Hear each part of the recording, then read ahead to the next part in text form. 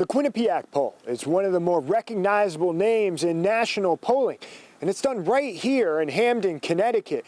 What started as a classroom project has grown into so much more. Quinnipiac University releasing a brand new national poll tonight. You've heard the name and you have seen it dozens of times on your TV screen. Quinnipiac University is releasing a brand new national poll. The Quinnipiac poll is one of the most trusted polls in the country, researching everything from current events to presidential elections. And be able to call these people out all over the country and just be able to help them and get their voices to be heard.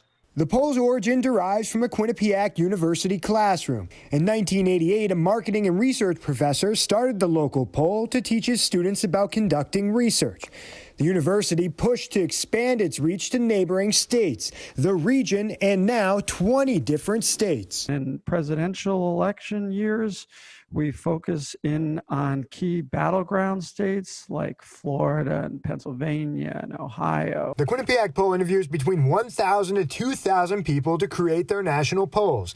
This year, polling has increased in the surprisingly tight elections in Texas, Alabama, and Georgia. Poll director Doug Schwartz believes Florida and Pennsylvania are still the two to watch. Absolutely critical in terms of who will win the presidency. There are some who roll their eyes when they hear of a new poll. They're quick to point out the 2016 election polls that predicted a victory for Hillary Clinton over then candidate Donald Trump.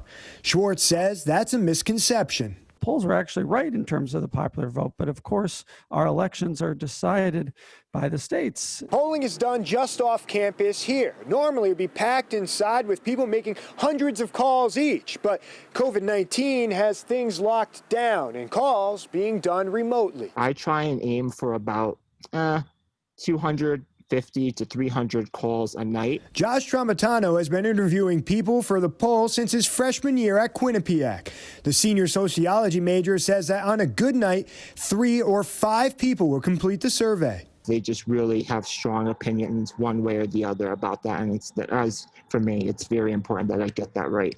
COVID-19 hasn't reduced political events, controversial topics, or societal unrest. It also hasn't stalled the poll.